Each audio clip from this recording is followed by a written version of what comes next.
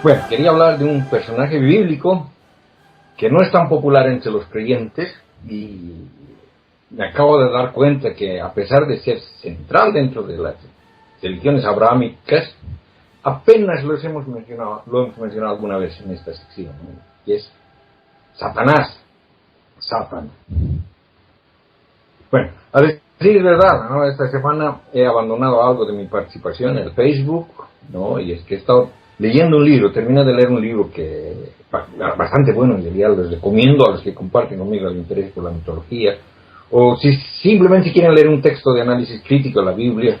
Bueno, y el libro en cuestión es The Origin of Satan, Satan, es de Elaine Pagels, y es un estudio bastante interesante, y aunque tampoco comparto con ellas las opiniones que vierte en el libro, su tesis me parece fascinante, interesante, incluso la podría aceptar como verídica, ¿no?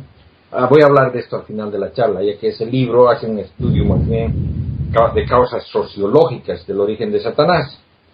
Y lo que yo quiero contar más bien sobre la evolución del mito de este personaje, ¿no?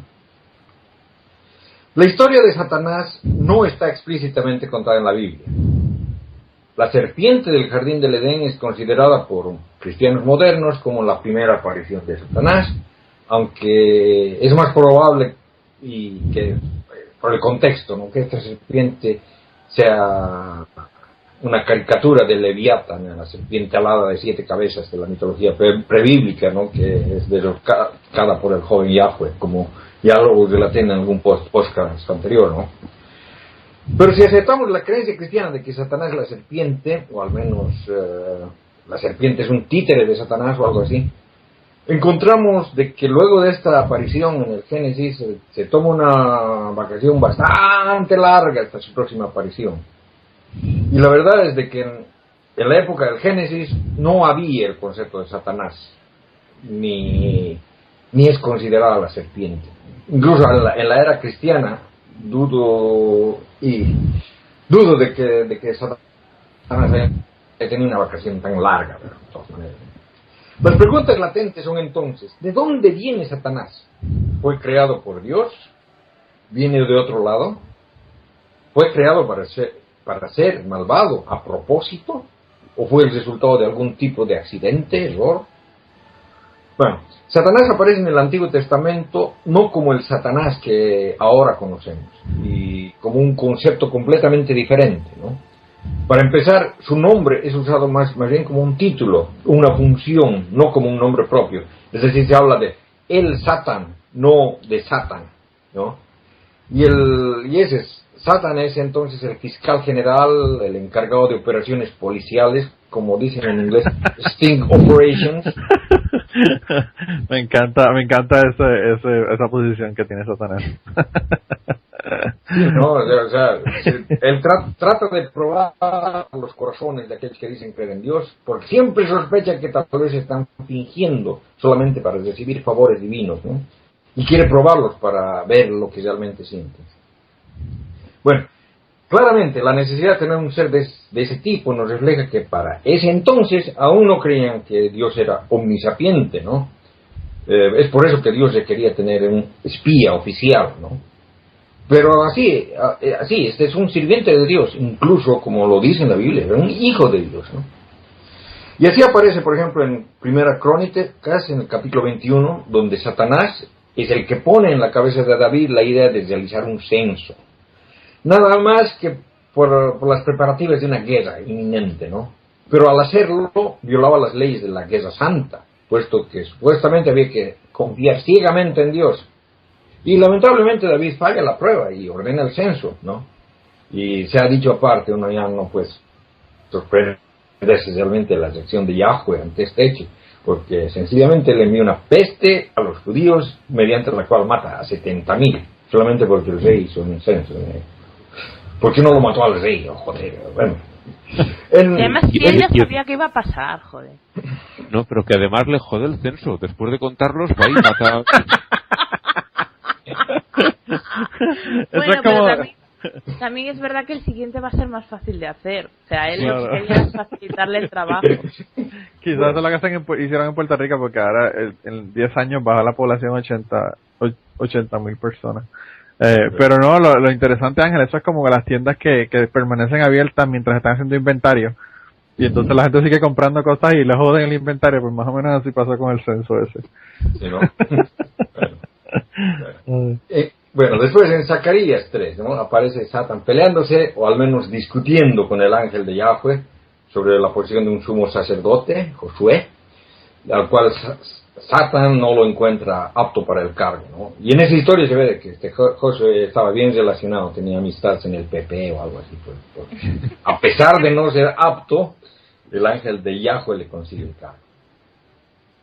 Bueno, lo que se ve en estas escenas es de que este Satán estaba preocupado por la reputación de Yahweh, que nadie se haga la burla de Dios, o sea que no es un enemigo de Dios. Entonces, ¿cuándo se convierte en un enemigo? Porque en el Nuevo Testamento es mostrado como el enemigo de Dios. Y aunque sigue sirviendo con ese propósito, ¿no? El propósito es de probar el corazón de los sirvientes de Dios, incluso es el que acusa delante de Dios. Eso leemos todavía en el Nuevo Testamento, ¿no? Cuando Satán tienta a Jesús en el desierto, él no está tratando de que Jesús haga cosas malas, sino solamente está probando para ver si lo haría, ¿no? Le está mostrando opciones. No necesitas estar hambrientos y etc., ¿no? Y Jesús pasa bien la prueba, ¿no? Incluso dice que el Espíritu Santo lo llevó a Jesús a hacer la prueba, ¿no? Seguro que no lo llevaría a las manos de un enemigo, ¿no? En la última cena, en Lucas 22, Jesús le dice a Pedro: Simón, Simón, mira que Satanás ha solicitado el poder cribaros como trigo, ¿no? Y obviamente después son puestos en prueba en el jardín de Getsemaní. Ya, Satán no es malvado. Incluso en el Apocalipsis, ¿no? Él acusa a la hermandad, pero estos se salvan al refugiarse en Jesús, ¿no? O sea que incluso aquí sigue haciendo su viejo trabajo. Y aunque ya se escucha de un Satán malvado, en el segundo libro de Enoch es llamado incluso Sataniel. De ahí viene, creo, Satanás, ¿no? Sataniel quiere decir el adversario de Dios. Satán solamente es el adversario, ¿no? Y él era Dios, ¿no? Sataniel, el adversario de Dios. Y luego de esto de que el adversario de Dios no lo leemos en el Antiguo Testamento. Ni siquiera ese nombre se usaba así en el Nuevo Testamento. ¿Qué ha pasado? ¿De dónde apareció el Satán malvado, el diablo? ¿No? Y parece que apareció al combinarlo con una deidad del zoroastrismo, ¿no? Con Ahriman. Los líderes religiosos del judaísmo conocieron al zoroastrismo durante la diáspora en Babilonia, que incluyó bastante al judaísmo, especialmente a los fariseos, ¿no?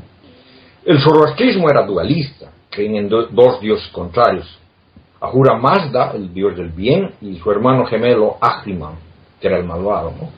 Los dos eran considerados iguales, aunque se suponía que por su sabiduría Ahura Mazda llegaría a vencer sobre Ahriman. Esto, desde luego, era muy lógico para explicar el problema de la maldad. Porque si Dios es bueno y todopoderoso, ¿por qué existe tanto de maldad en el mundo, no?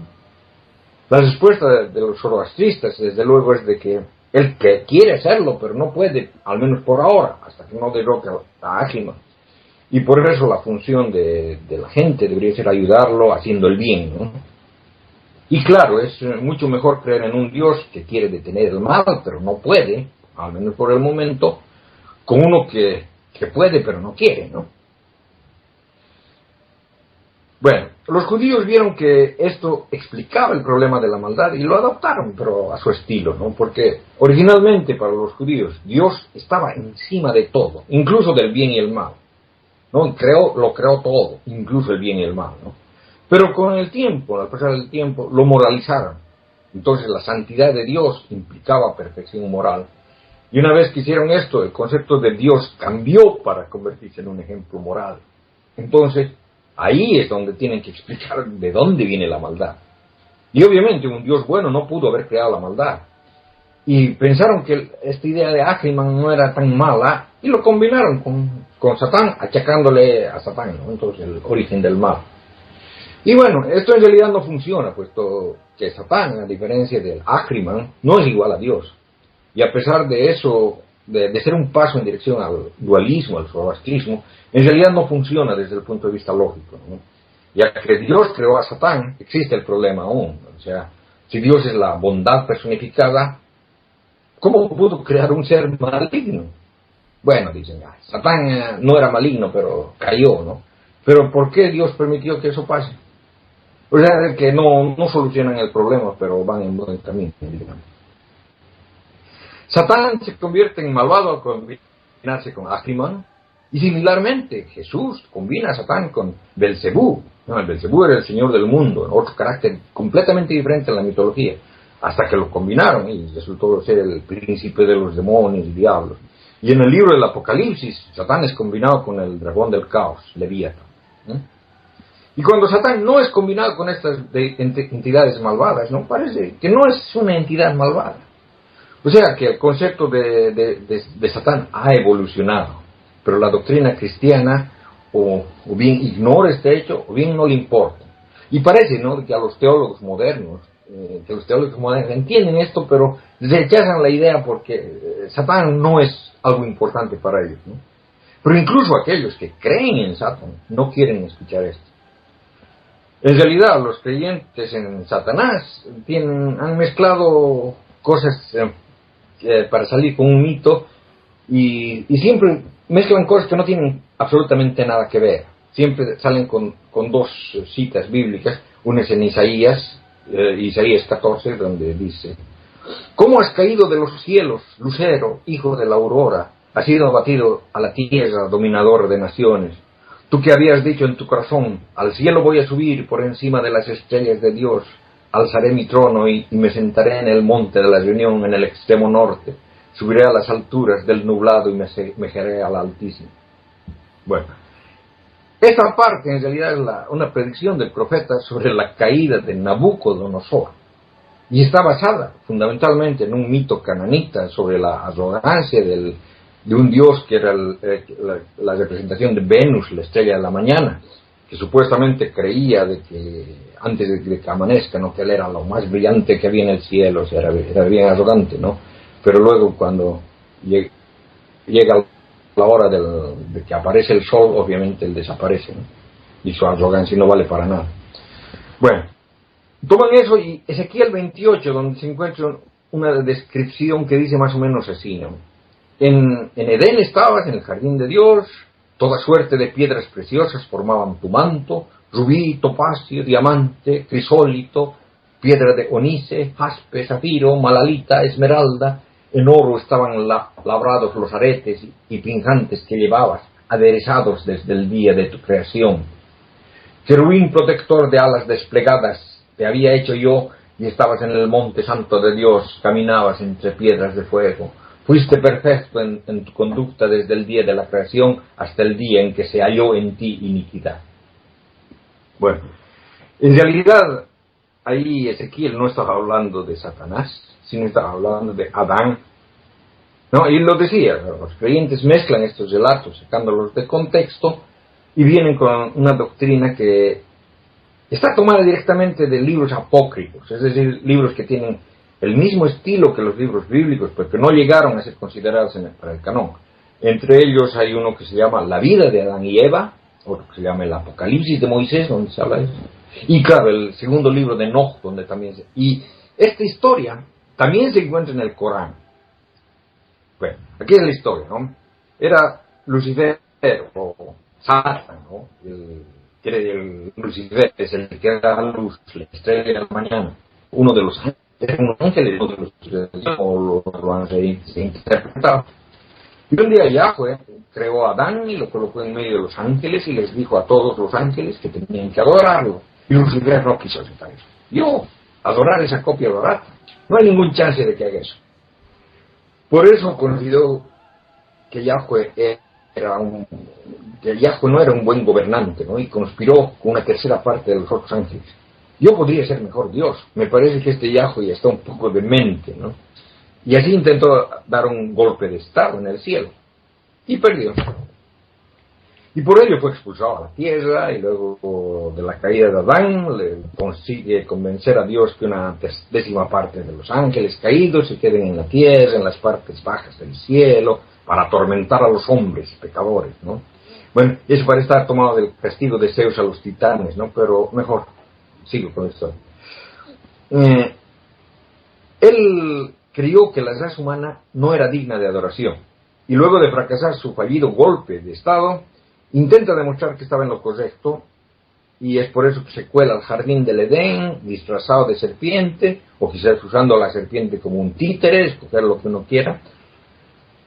Consigue engañar a Adán y Eva a pecar, y lo consigue, ¿no? Es decir, luego de eso puede decir que está en lo correcto, desde un principio. Bueno, hay una escena en la vida de Adán y Eva en la que Adán le pregunta a Satán, ¿por qué nos odias tanto? ¿Qué te hemos hecho?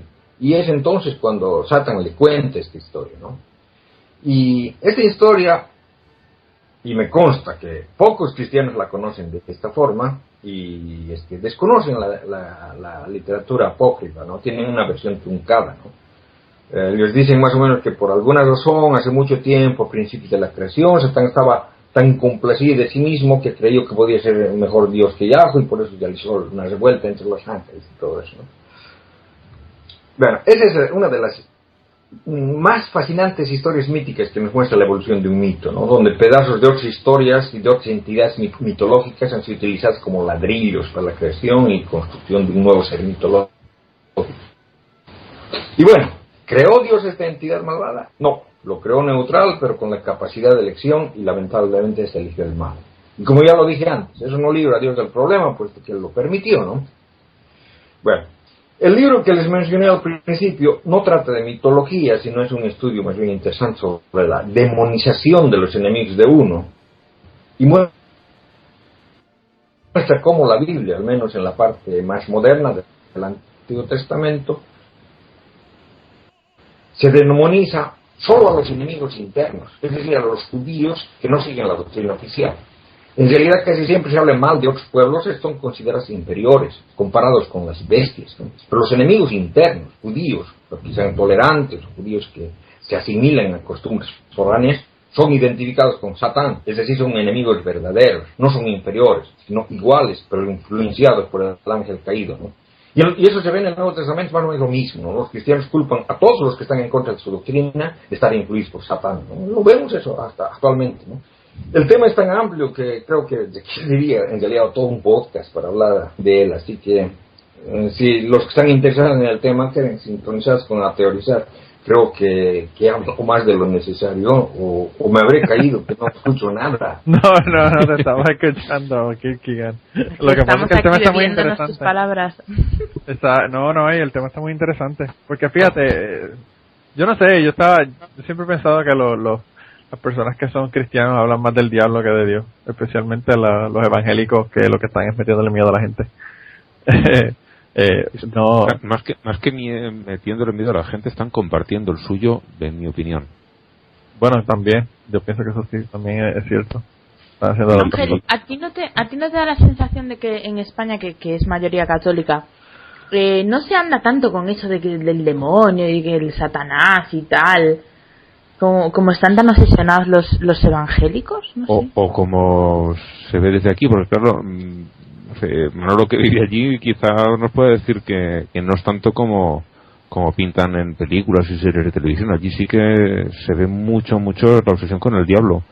Manolo, tú nos dirás si... Sí, aquí sí. Aquí, bueno, el hecho de que te dicen que el diablo está tratando de poner la agenda homosexual y de joder el país y todas las tonterías que se dicen aquí cada vez que pasa una situación difícil. Por ejemplo, cuando hay momentos en los que alguien se va a un McDonald's o a una escuela y empieza a tirotear gente, enseguida hablan del diablo. O sea, el diablo está en la boca de todo el mundo. Ahora mismo también entre los católicos parece que se está empezando a poner un poquillo de moda, pero no con la cuestión del exorcismo. Sí, están por todas partes ahora contratando exorcistas con rumores de pues han puesto no sé cuántos exorcistas nuevos. Wow. Y eso sí que da la impresión esa de que quieren de alguna manera pillar el retraso que tienen respecto a los evangelistas en ese asunto.